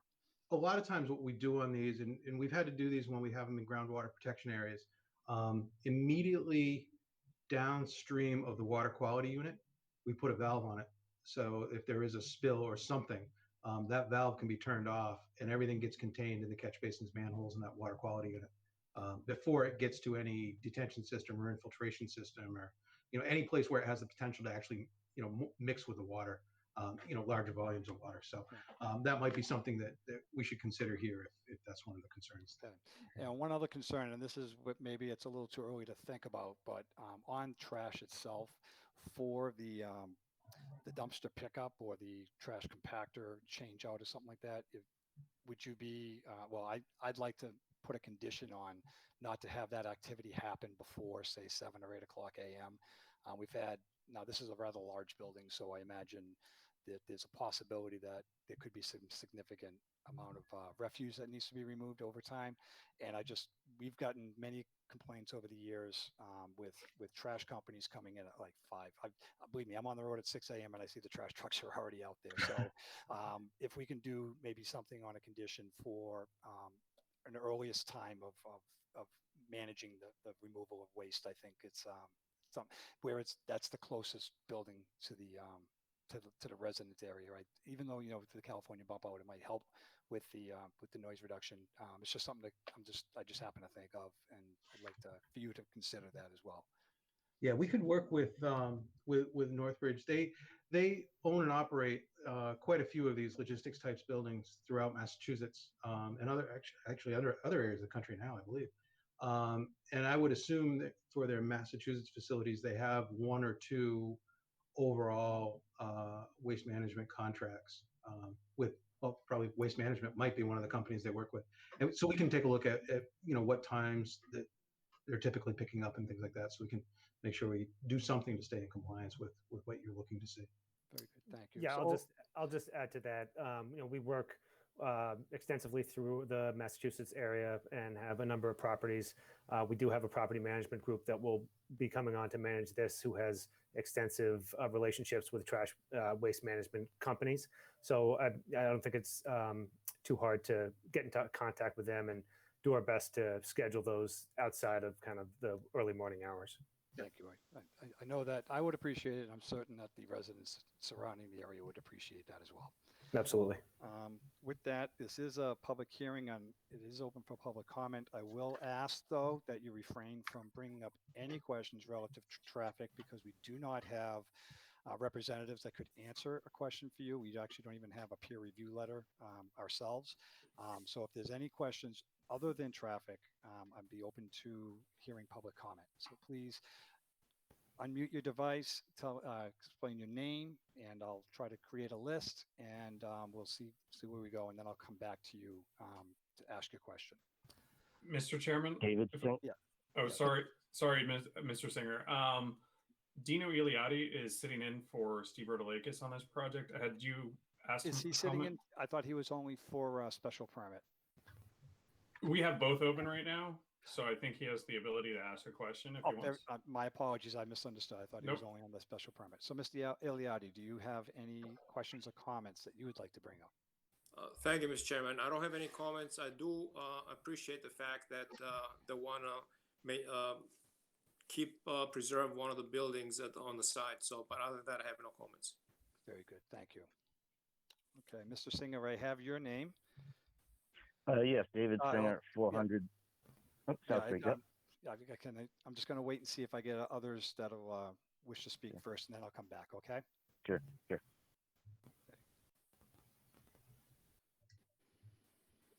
Hello? Yes. Hi.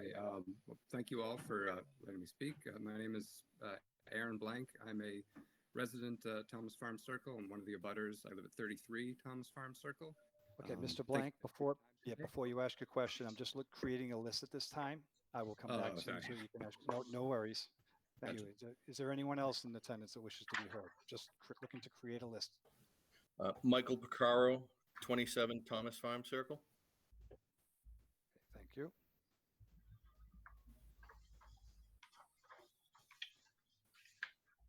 John Gordy at 25 Thomas Farm Circle. I'm sorry, what is your last name? McGordy. McGordy. Thank you.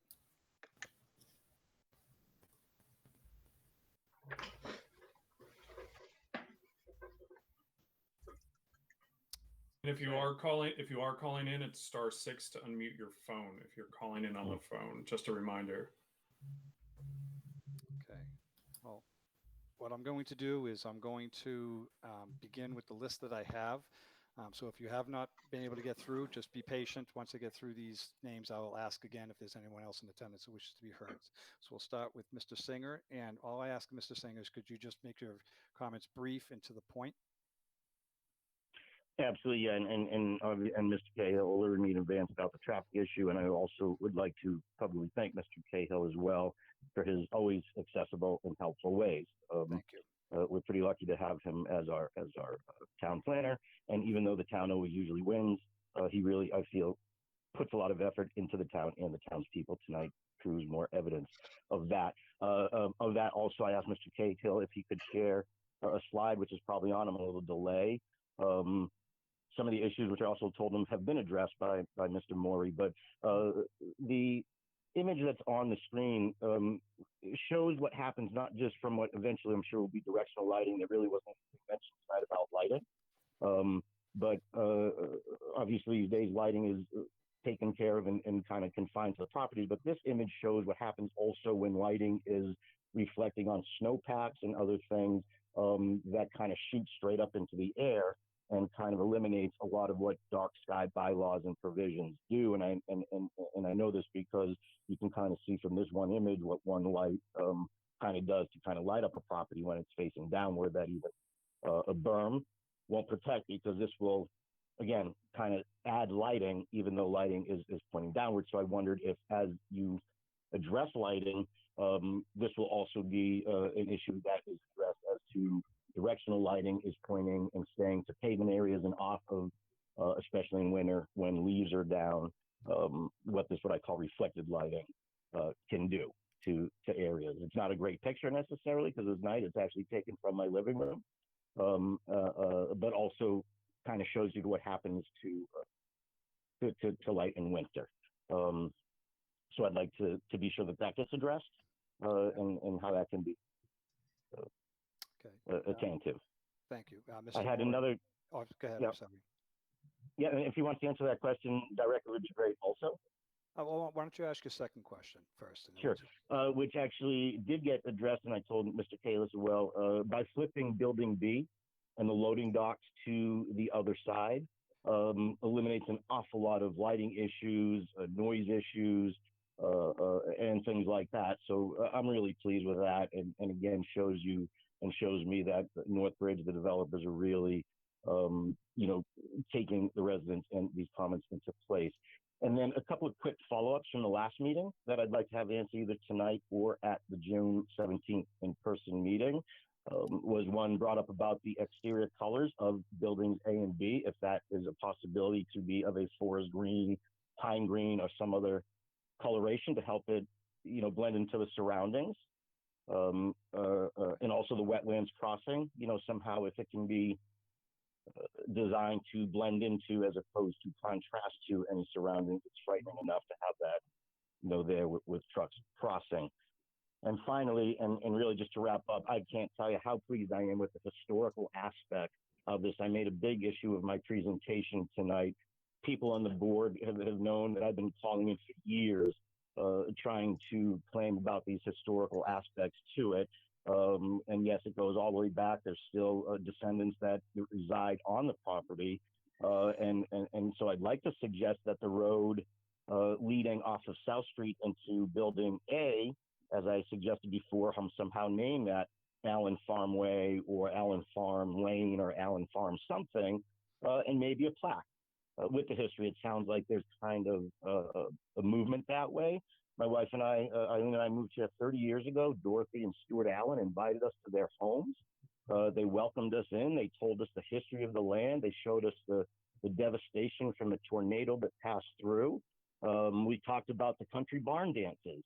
And I believe that Dorothy and Stuart were actually the last active farmers of the property, though they were retired, by the time we had gotten there. So it just really pleased me to hear that the barn is going to be saved. And again, really, I think you guys have done a great job, Maury and everybody else, addressing issues. Now really focusing on the historical and wildlife aspects of it is even better. One last point I would like to make is while trucks will not be allowed to use South Street, we did bring this up before, I wonder what provisions will be put into place aside from a sign, maybe telling them not to use that. As I also noted before, I'm a traveling sales rep, so I'm on the road all the time, and trucks aren't supposed to use the left lane, and there's signs telling them not to use it, and yet they do when they find it a little bit more convenient. So I really would like that either addressed tonight at the next meeting as to what the plan is to not let that happen. And I thank you for your time tonight. Yep, thank you. I believe it's kind of a little premature at this time to talk about the colors of the building, other than if the developer has any input that they would like to talk to about that. I'm not sure about road names and things of that nature. And certainly the truck traffic on South Street is something that will be addressed in the future. Mr. Maury, I don't know if you want to acknowledge or answer any questions. Yeah, I think, thank you for deflecting the building color question. We haven't, we need to have conversations with the architects as well as obviously the applicants about that one. But he did bring up the wetland crossing. That wetland crossing will be constructed out of a block that is it's a natural earth tone color. So it won't be white, won't be reflective. It's not made out of concrete. It's really more of a earth tone color. Okay, and one other thing don't is have that, but- on the lighting, something that so we've not had that brought before this board, at least since I've been on the board.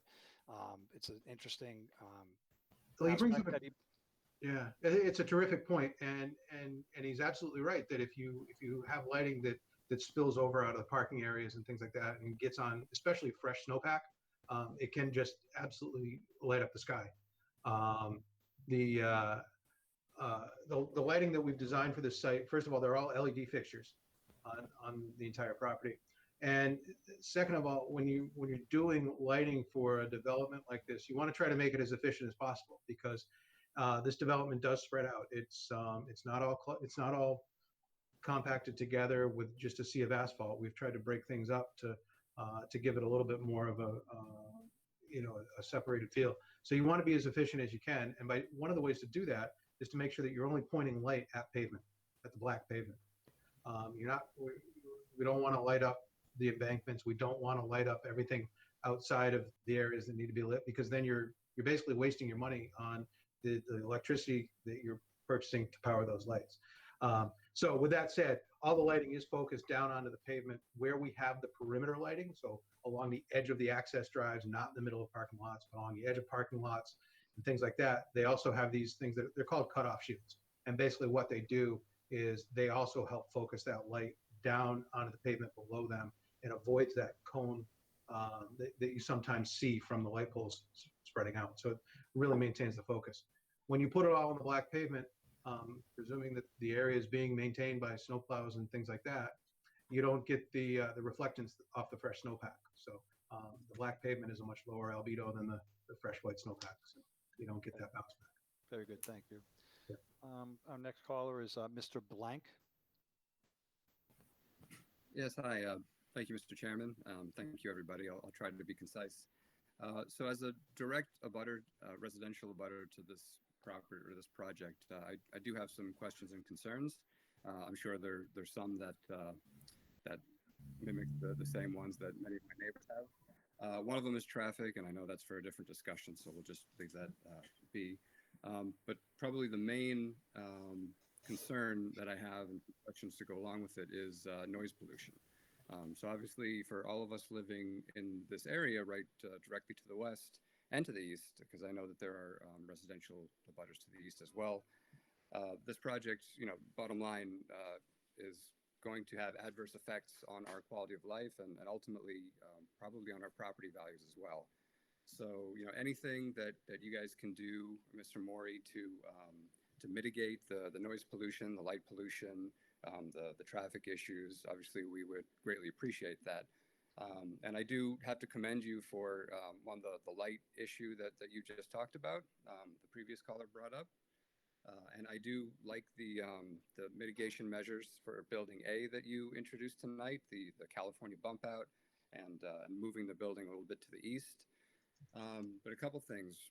One, I think, building A is probably more problematic. Actually, building B was less problematic and now is probably more problematic. The moving the truck loading to the west side from the east side, basically doesn't give us the western abutters any buffer or any real sound buffer as we had before. So I think that's a step backwards. We would obviously prefer that to be on the east side. So maybe there's a way to kind of design around that. As for the mitigation measures for building A, which is kind of more of the issue, the California bump out is fantastic. I thank you for that. But if there are other measures, maybe I don't know if you've looked at different orientations of the building, maybe a southeasterly kind of orientation of where the loading is versus directly south. I know you have to kind of thread the needle and deal with, western and eastern residential abutters, so I'm sure that's not easy. But orienting the building in a different manner, I know that's probably not easy to do, but higher walls, higher noise canceling walls, some rooftop mitigation sound measures for the mechanical penthouses that I'm sure would be on there. And then I don't know if there's anything that a tenant could do in terms of noise dampening measures for the trucks, or even light pollution cancellation measures for the trucks, and then where that turnaround is located, because basically you've got no kind of barrier there where the trucks are turning around, and so you're going to get kind of light and noise pollution with trucks kind of constantly turning around all night long and all day long. So those are my main concerns. I wonder if any of those other sound mitigation measures you've looked into, and happy to hear your comments on that. So thank you for your time. Thank you. Mr. Maury. Let's see. Let me put my screen back up there. Oh, put my screen back up there so you can see it. Hopefully you can see it. Yes, good. We can. So the I believe a lot of the area that Mr. Blank was just talking about when he talked about the turnarounds and the additional measures was right in here. Did I understand that correctly?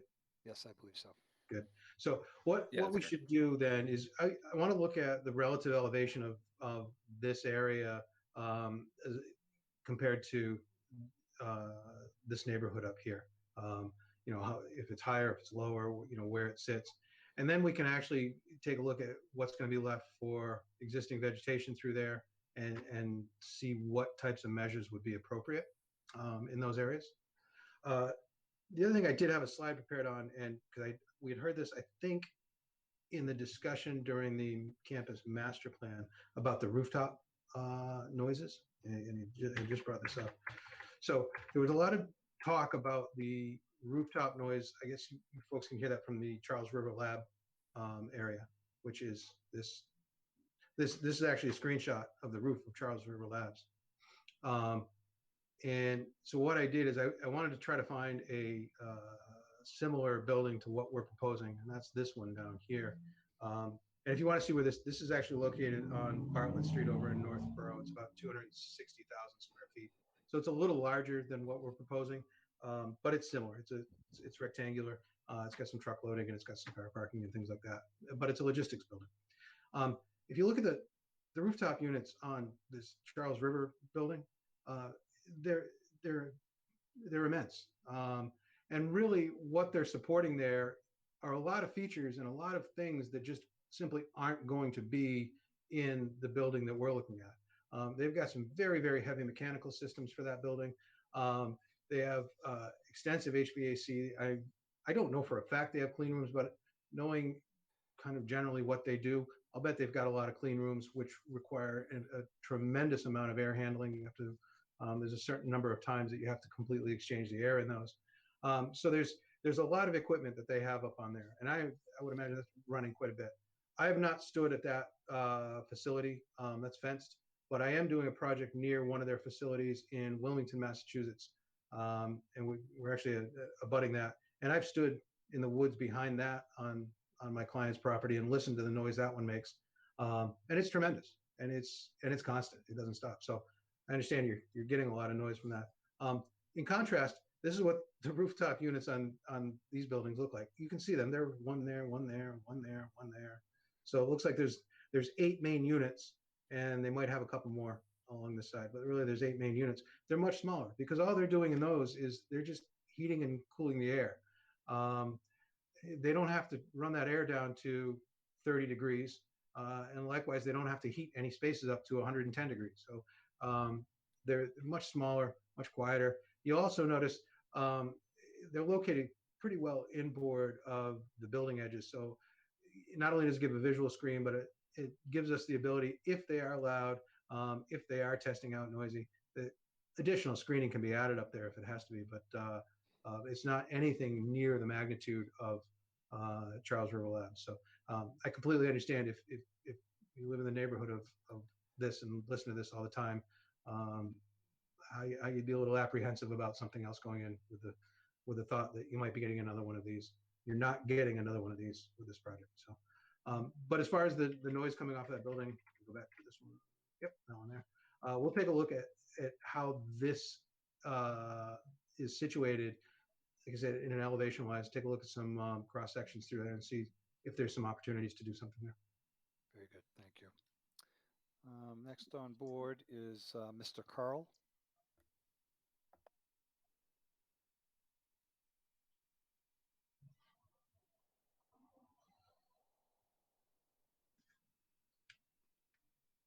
Okay, we'll come back to him. Mr. McGorty.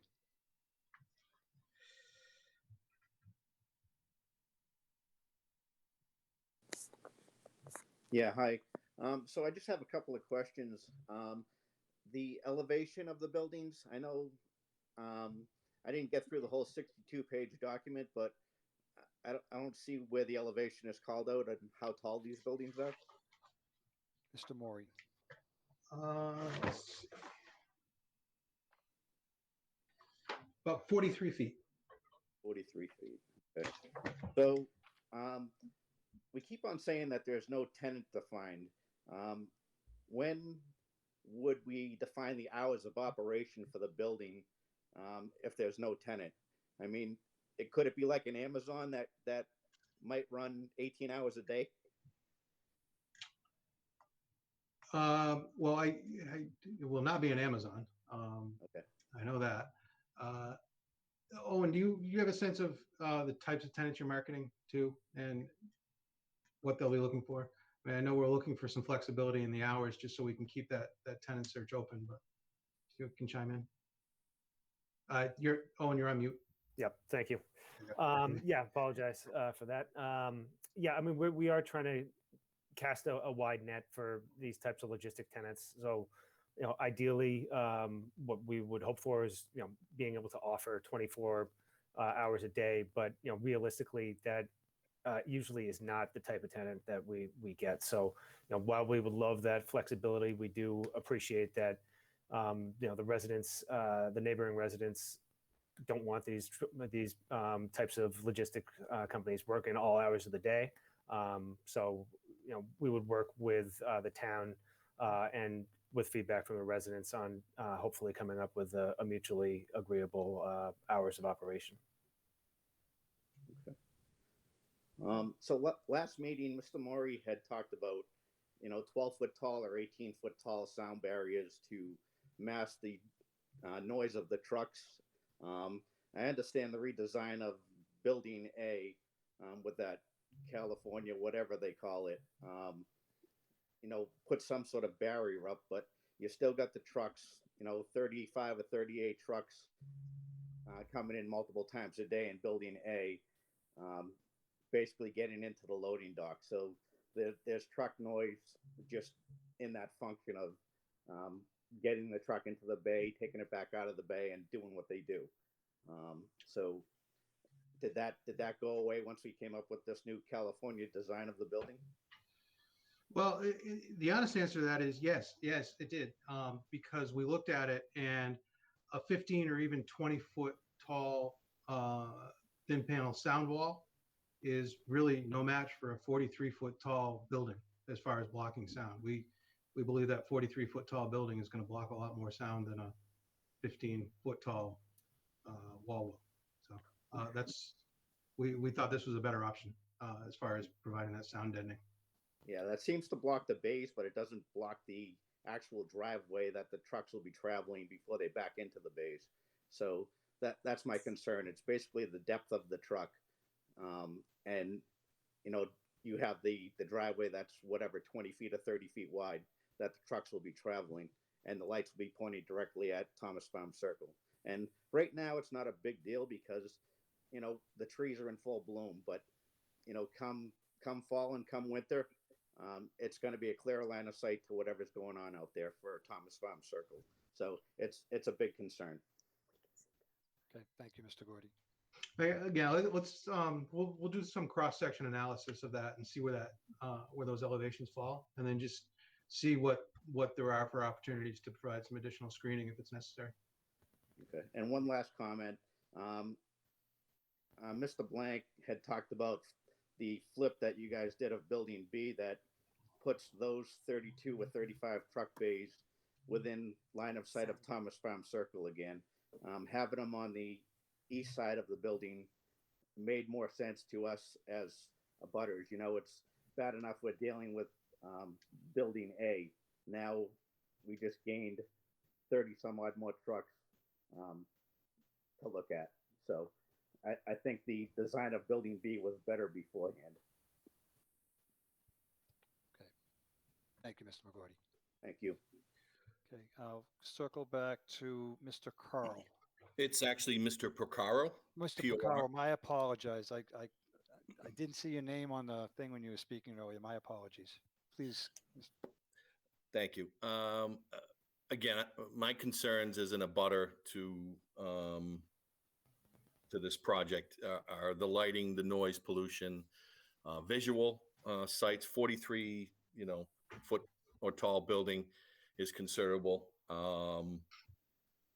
and it looks like in the more recent draft of Building A that there's parking now currently at the west side of Building A for vehicles, and that the former, what was emergency access road, will now be a regular traveled road around the perimeter of the building. Is that correct, Mr. Maury? We've added 28 parking spaces over on that side, correct? And we've eliminated any kind of buffer, meaning a wall or vegetation. And I just feel like that the California bump out, yes, does some limiting of a visual seeing of the trucks, but having worked in a truck yard, UPS down the street, which is a 24/7 operation, extremely loud, a lot of lighting is needed. And if, this is approved for some sort of 24/7 truck terminal, we'll have a difficult time sleeping at night, never mind, the rest of the visual issues that it presents. So extremely concerned about that. The traffic piece, I know is for another meeting, but one of my questions is, if we don't know the hours of operation, how do we know how many vehicles are traveling in? So how is that data accurate? Or what's it based on? That doesn't need an answer today, but just very concerned. I'm directly in line of sight, the back of my house, to where the trucks will be driving straight in towards the loading docks. Thank you for your time. Thank you, Mr. Porcaro. Okay, is there anyone else in the public who wishes to be heard?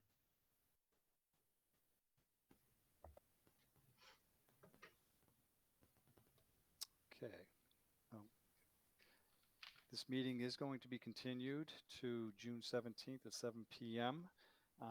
Predominantly to address traffic concerns. Hopefully we'll have all the information required for that, but it's certainly not limited to that. So if there are other questions or comments that residents would like to bring up, certainly come to the June 17th meeting for that. So with that, I will entertain a motion to continue this public hearing, as well as we have to have two continuations. I move that we continue. Do you want to do it as one continuation? I think we need to do two separate. Two separate, please. Yep. Yeah. I move that we continue the warehouse distribution and logistics campus master plan development special permit for Northbridge Partners LLC, 384 to 386 South Street and 721 Hartford Turnpike, to June 17th at 7 p.m. Do I have a second? I second. All in favor, Mr. Iliadi, Yes. Mr. Rao, Yes. Mr. Jerry, In favor. Mr. Thomas, In favor. and Mr. Boulay is in favor as well. Mr. Thomas. I move that we continue the site plan approval for warehouse distribution and logistics campus master plan development, Northbridge Partners LLC, location 384 to 386 South Street and 721 Hartford Turnpike, to our June 17th meeting, 7 p.m. Do I have a second? Second. All in favor, Mr. Iliadi, In favor, Mr. Chairman. Mr. Rao, In favor. Mr. Jerry, In favor. Mr. Thomas, I am in favor. and Mr. Boulay is in favor as well. So we'll see you at Town Hall on the 7th. Very good. All Look right. forward to it. Thank you. Thank you very much. Thanks for the time. Thank you. Have a good night. Okay, our next item of business, that takes care of all of our public hearings for this evening. Our next public, I had it over here it is, for new business, is a bond for 5 and 9 Suntech Boulevard. Mr. Rotalakis will be recusing himself from this as well. The bond is in the sum of $5,788.75. Do I have questions or comments from the board? Mr. Thomas, No questions. Mr. Rao, No questions. Mr. Jerry. No questions. Mr. Boulay has no questions. I'll entertain a motion. I move that we issue the bond for 5 and 9 Centec Boulevard as read by the chair. Do I have a second? Second. All in favor, Mr. Rao, In favor. Mr. Jerry, In favor. Mr. Thomas, I am in favor. and Mr. Boulay is in favor as well. Okay, that pretty much takes care of the agenda items that we have. This is just a reminder. Our next meeting will be on June 17th, 7 p.m. at Town Hall, which is 100 Maple Ave. And we look forward to seeing you all there. Until then, be safe. Good to see people in person again. Good night. Good night. Good night. Take care. Bye now.